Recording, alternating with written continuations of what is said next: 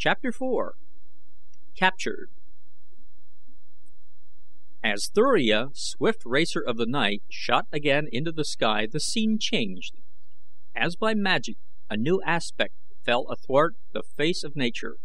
It was as though in the instant one had been transported from one planet to another. It was the age-old miracle of the Martian nights that is always new, even to Martians. 2 moons, resplendent in the heavens, where one had been but now conflicting, fast-changing shadows that altered the very hills themselves. Far Cluros, stately, majestic, almost stationary, shedding his steady light upon the world below. Thuria, a great and glorious orb, swinging swift across the vaulted dome of the blue-black night, so low that she seemed to graze the hills, a gorgeous spectacle that held the girl now beneath the spell of its enchantment, as it always had and always would.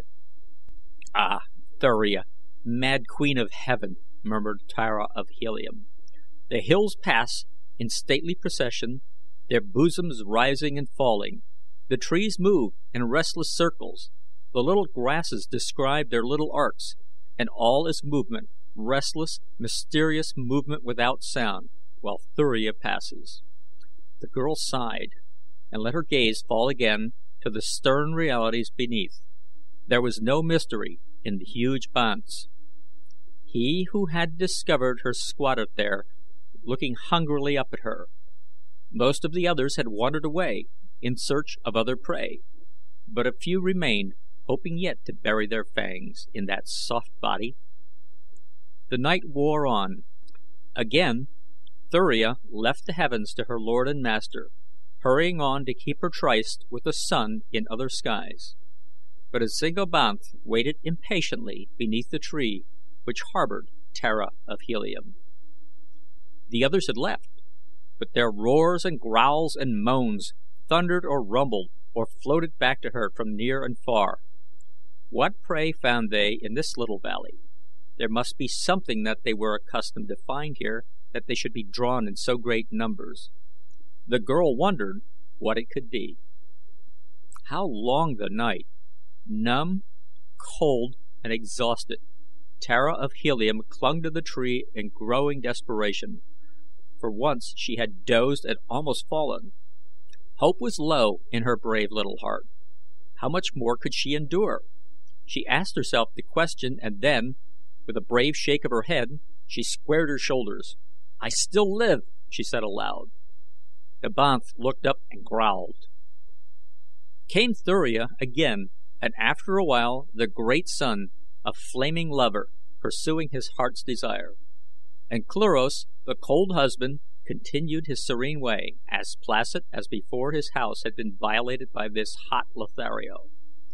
And now the sun and both moons rode together in the sky, lending their far mysteries to make weird the Martian dawn. Tara of Helium looked out across the fair valley that spread upon all sides of her. It was rich and beautiful, but even as she looked upon it, she shuddered, for to her mind came a picture of the headless things that the towers and the walls hid. Those by day, and the Banths by night. Ah, was it any wonder that she shuddered? With the coming of the sun, the great Barsoomian lion rose to his feet. He turned angry eyes upon the girl above him, voiced a single ominous growl, and slunk away toward the hills. The girl watched him, and she saw that he gave the towers as wide a berth as possible, and that he never took his eyes from one of them while he was passing it. Evidently the inmates had taught these savage creatures to respect them. Presently he passed from sight in a narrow defile, nor in any direction that she could see was there another.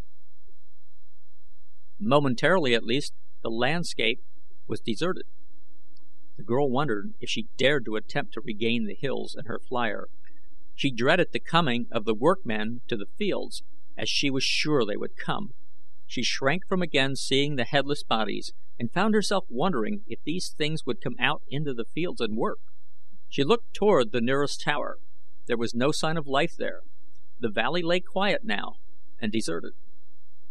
She lowered herself stiffly to the ground. Her muscles were cramped, and every move brought a twinge of pain.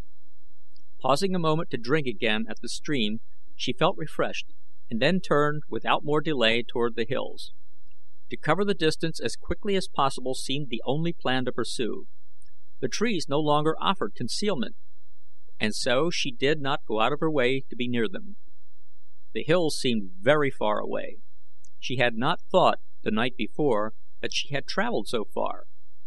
Really, it had not been far, but now, with the 3 towers to pass in broad daylight, the distance seemed great indeed. The second tower lay almost directly in her path. To make a detour would not lessen the chance of detection, it would only lengthen the period of her danger, and so she laid her course straight for the hill where her flier was, regardless of the tower. As she passed the first enclosure, she thought that she heard the sound of movement within, but the gate did not open and she breathed more easily when it lay behind her. She came then to the second enclosure, the outer wall of which she must circle as it lay across her route. As she passed close along it, she distinctly heard not only movement within, but voices. In the world language of Barsoom, she heard a man issuing instructions. So many were to pick Usa, so many were to irrigate this field, so many to cultivate that, and so on, as a foreman laid out the day's work for his crew. Tara of Helium had just reached the gate in the outer wall. Without warning, it swung open toward her. She saw that for a moment it would hide her from those within, and in that moment she turned and ran, keeping close to the wall until, passing out of sight beyond the curve of the structure, she came to the opposite side of the enclosure. Here, panting from her exertion and from the excitement of her narrow escape, she threw herself among some tall weeds that grew close to the foot of the wall. There she lay, trembling for some time, not even daring to raise her head and look about. Never before had Tara of Helium felt the paralyzing effects of terror. She was shocked and angry at herself that she, daughter of John Carter, warlord of Barsoom, should exhibit fear. Not even the fact that there had been none there to witness it lessened her shame and anger, and the worst of it was she knew that under similar circumstances she would again be equally as craven. It was not the fear of death, she knew that. No, it was the thought of those headless bodies, and that she might see them, and that they might even touch her, lay hands upon her, seize her. She shuddered and trembled at the thought. After a while, she gained sufficient command of herself to raise her head and look about. To her horror, she discovered that everywhere she looked, she saw people working in the fields or preparing to do so. Workmen were coming from other towers. Little bands were passing to this field and that. There were even some already at work, within 30 adz of her, about 100 yards. There were 10, perhaps, in the party nearest her, both men and women, and all were beautiful of form and grotesque of face. So meager was their trappings that they were practically naked, a fact that was in no way remarkable among the tillers of the fields of Mars. Each wore the peculiar high leather collar that completely hid the neck, and each wore sufficient other leather to support a single sword and a pocket pouch. The leather was very old and worn, showing long, hard service, and was absolutely plain with the exception of a single device upon the left shoulder. The heads, however, were covered with ornaments of precious metals and jewels, so that little more than eyes, nose, and mouth were discernible. These were hideously inhuman and yet grotesquely human at the same time. The eyes were far apart and protruding. The nose, scarce more than 2 small parallel slits, set vertically above a round hole that was the mouth. The heads were peculiarly repulsive, so much so that it seemed unbelievable to the girl that they formed an integral part of the beautiful bodies below them.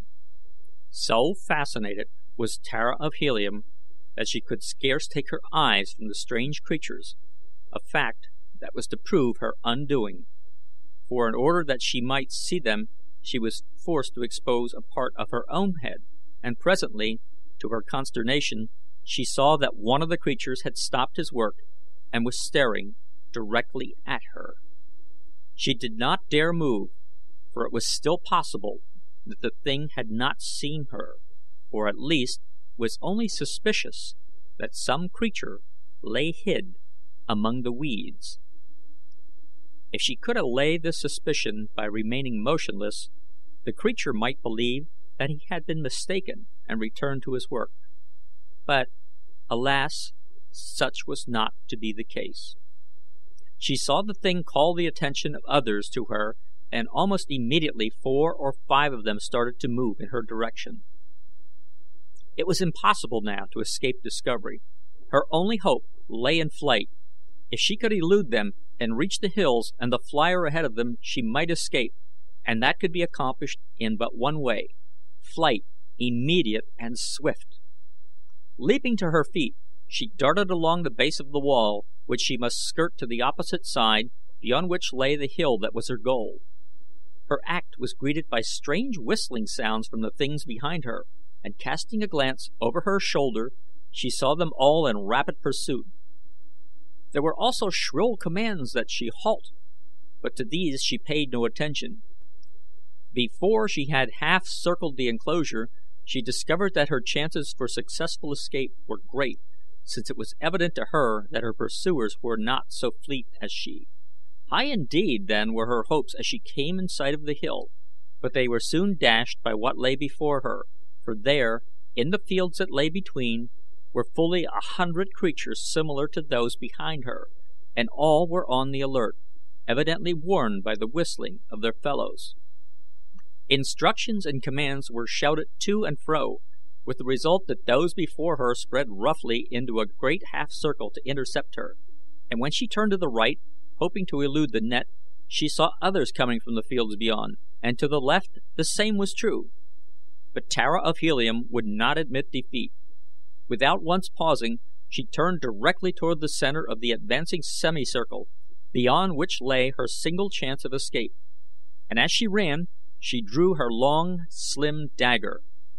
Like her valiant sire, if die she must, she would die fighting. There were gaps in the thin line confronting her, and toward the widest of one of these she directed her course. The things on either side of the opening guessed her intent, for they closed in to place themselves in her path. This widened the openings on either side of them, and as the girl appeared almost to rush into their arms, she turned suddenly at right angles, ran swiftly in the new direction for a few yards, and then dashed quickly toward the hill again. Now only a single warrior, with a wide gap on either side of him, barred her clear way to freedom, though all the others were speeding as rapidly as they could to intercept her. If she could pass this one without too much delay, she could escape, of that she was certain. Her every hope hinged on this. The creature before her realized it too, for he moved cautiously, though swiftly, to intercept her, as a Rugby fullback might maneuver in the realization that he alone stood between the opposing team and a touchdown. At first, Tara of Helium had hoped that she might dodge him, for she could not but guess that she was not only more fleet, but infinitely more agile than these strange creatures. But soon there came to her the realization that in the time consumed in an attempt to elude his grasp, his nearer fellows would be upon her and escape then impossible. So she chose instead to charge straight for him, and when he guessed her decision, he stood, half crouching and with outstretched arms, awaiting her. In one hand was his sword, but a voice arose, crying in tones of authority, "Take her alive! Do not harm her!" Instantly the fellow returned his sword to its scabbard, and then Tara of Helium was upon him. Straight for that beautiful body she sprang, and in the instant that the arms closed to seize her, her sharp blade drove deep into the naked chest. The impact hurled them both to the ground, and as Tara of Helium sprang to her feet again, she saw, to her horror, that the loathsome head had rolled from the body and was now crawling away from her on 6 short, spider-like legs. The body struggled spasmodically and lay still. As brief as had been the delay caused by the encounter, it still had been of sufficient duration to undo her, for even as she rose, Two more of the things fell upon her, and instantly thereafter she was surrounded. Her blade sank once more into the naked flesh, and once more a head rolled free and crawled away. Then they overpowered her, and in another moment she was surrounded by fully 100 of the creatures, all seeking to lay hands upon her. At first she thought that they wished to tear her to pieces in revenge for her having slain 2 of their fellows, but presently she realized that they were prompted more by curiosity than by any sinister motive. "Come," said one of her captors, both of whom had retained a hold upon her. As he spoke, he tried to lead her away with him toward the nearest tower. "She belongs to me," cried the other. "Did not I capture her? She will come with me to the Tower of Moak." "Never," insisted the first. "She is Luud's. To Luud I will take her, and whosoever interferes may feel the keenness of my sword in the head." He almost shouted the last 3 words. "Come, enough of this," cried one who spoke with some show of authority.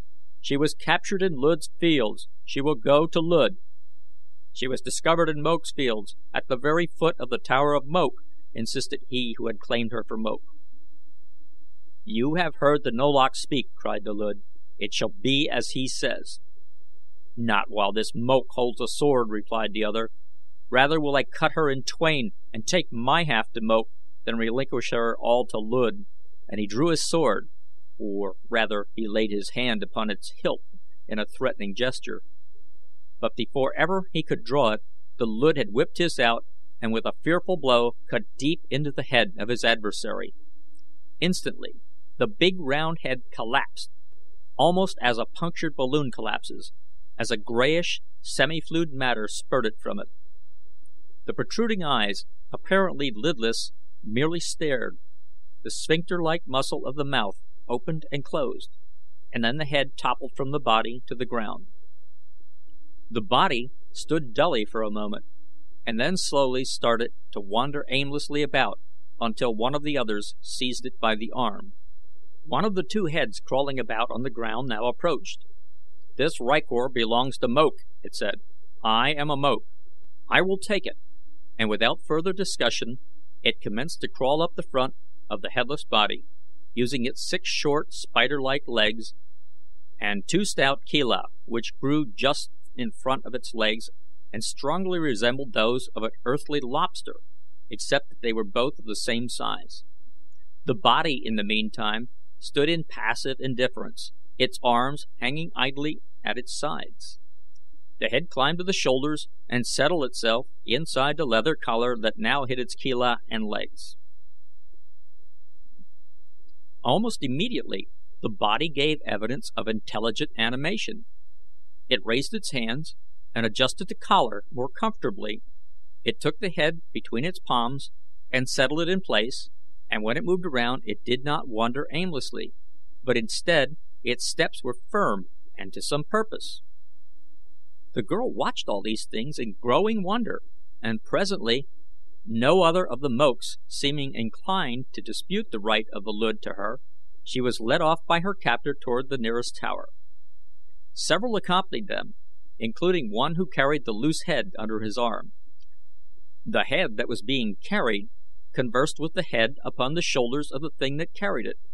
Tara of Helium shivered. It was horrible.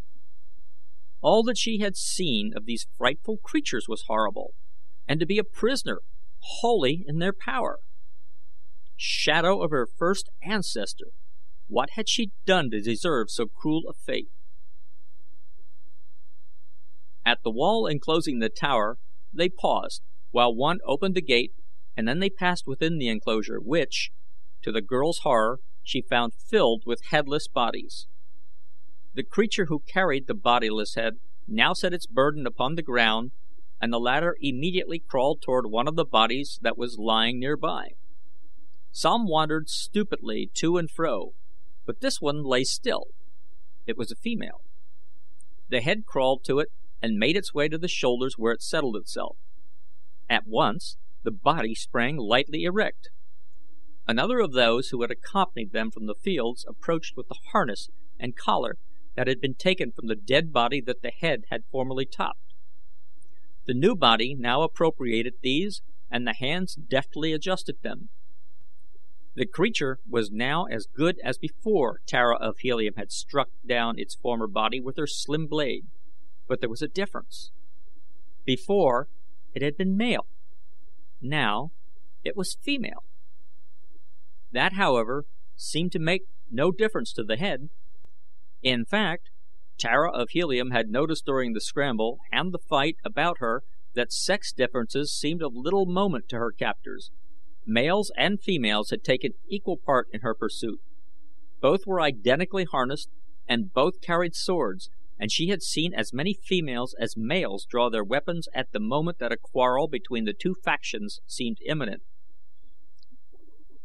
The girl was given but brief opportunity for further observation of the pitiful creatures in the enclosure as her captor, after having directed the others to return to the fields, led her toward the tower, which they entered, passing into an apartment about 10 feet wide and 20 long, in one end of which was a stairway leading to an upper level, and in the other an opening to a similar stairway leading downward.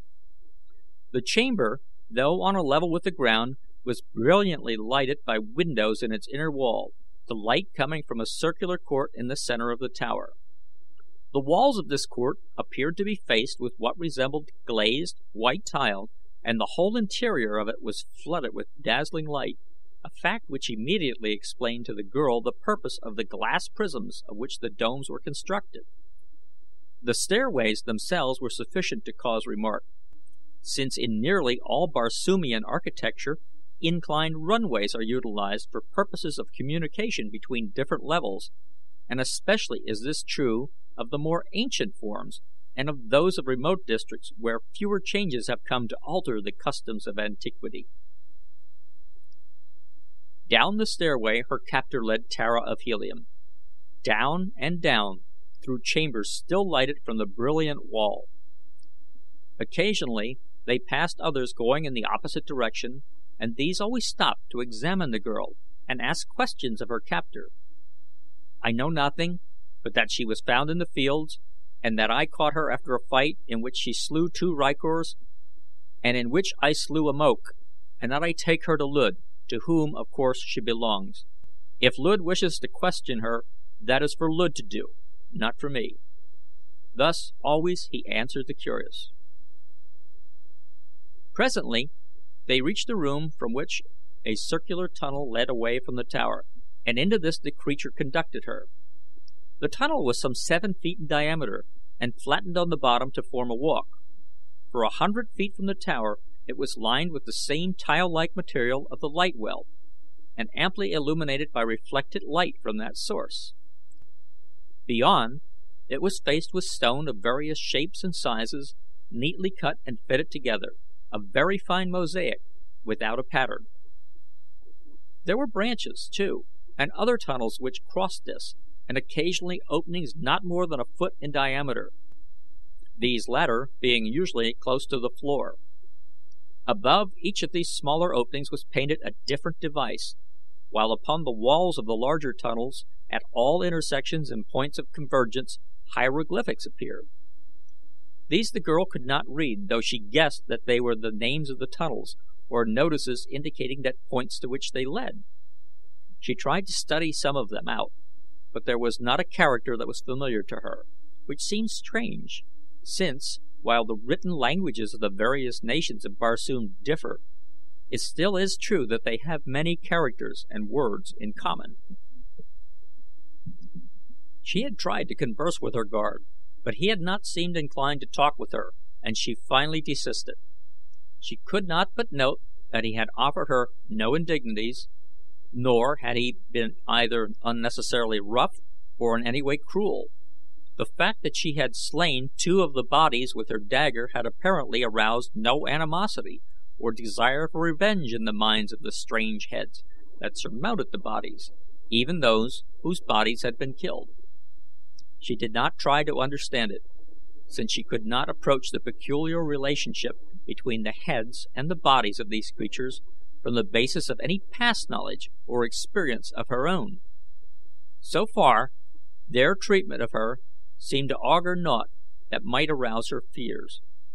Perhaps After all, she had been fortunate to fall into the hands of these strange people, who might not only protect her from harm, but even aid her in returning to Helium. That they were repulsive and uncanny she could not forget, but if they meant her no harm she could at least overlook their repulsiveness. Renewed hope aroused within her a spirit of greater cheerfulness, and it was almost blithely now that she moved at the side of her weird companion. She even caught herself humming a gay little tune that was then popular in Helium. The creature at her side turned its expressionless eyes upon her. "What is that noise that you are making?" it asked. "I was but humming an air," she replied. "Humming an air," he repeated. "I do not know what you mean, but do it again. I like it." This time she sang the words, while her companion listened intently. His face gave no indication of what was passing in that strange head. It was as devoid of expression as that of a spider. It reminded her of a spider. When she had finished, he turned toward her again. "That was different," he said. "I like that better, even, than the other. How do you do it?" "Why," she said, "it is singing. Do you not know what song is?" "No," he replied. "Tell me how you do it." "It is difficult to explain," she told him, "since any explanation of it presupposes some knowledge of melody and of music, while your very question indicates that you have no knowledge of either." "No," he said, "I do not know what you are talking about, but tell me how you do it." "It is merely the melodious modulations of my voice," she explained. "Listen." And again she sang. "I do not understand," he insisted, "but I like it. Could you teach me to do it?" "I do not know, but I shall be glad to try." "We will see what Luud does with you," he said. "If he does not want you, I will keep you and you shall teach me to make sounds like that." At his request, she sang again as they continued their way along the winding tunnel, which was now lighted by occasional bulbs which appeared to be similar to the radium bulbs with which she was familiar and which were common to all the nations of Barsoom, in so far as she knew, having been perfected at so remote a period that their very origin was lost in antiquity. They consist, usually, of a hemispherical bowl of heavy glass, in which is packed a compound containing what, according to John Carter, must be radium. The bowl is then cemented into a metal plate with a heavily insulated back, and the whole affair set in the masonry of the wall or ceiling as desired, where it gives off light of greater or less intensity, according to the composition of the filling material, for an almost incalculable period of time. As they proceeded, they met a greater number of the inhabitants of this underground world, and the girl noted that among many of these the metal and harness were more ornate than had been those of the workers in the fields above. The heads and bodies, however, were similar, even identical, she thought. No one offered her harm, and she was now experiencing a feeling of relief almost akin to happiness, when her guide turned suddenly into an opening on the right side of the tunnel, and she found herself in a large, well-lighted chamber. This is the end of the Chessmen of Mars, Chapter 4. Shadows that altered the very hills themselves. Far Cluros, stately, majestic, almost stationary, shedding his steady light upon the world below. Thuria, a great and glorious orb, swinging swift across the vaulted dome of the blue-black night, so low that she seemed to graze the hills, a gorgeous spectacle that held the girl now beneath the spell of its enchantment, as it always had and always would. "Ah, Thuria, mad queen of heaven," murmured Tara of Helium, found they in this little valley. There must be something that they were accustomed to find here, that they should be drawn in so great numbers. The girl wondered what it could be. How long the night! Numb, cold, and exhausted, Tara of Helium clung to the tree in growing desperation. For once she had dozed and almost fallen. Hope was low in her brave little heart. How much more could she endure? She asked herself the question, and then, with a brave shake of her head, she Chapter 4. Captured. As Thuria, swift racer of the night, shot again into the sky, the scene changed. As by magic, a new aspect fell athwart the face of nature. It was as though in the instant one had been transported from one planet to another. It was the age-old miracle of the Martian nights that is always new, even to Martians. 2 moons, resplendent in the heavens, where one had been but now, conflicting, fast changing. The hills pass in stately procession, their bosoms rising and falling. The trees move in restless circles. The little grasses describe their little arcs, and all is movement, restless, mysterious movement without sound, while Thuria passes. The girl sighed, and let her gaze fall again to the stern realities beneath. There was no mystery in the huge banths. He who had discovered her squatted there, looking hungrily up at her. Most of the others had wandered away, in search of other prey, but a few remained, hoping yet to bury their fangs in that soft body. The night wore on. Again Thuria left the heavens to her lord and master, hurrying on to keep her tryst with the sun in other skies. But a single banth waited impatiently beneath the tree which harbored Tara of Helium.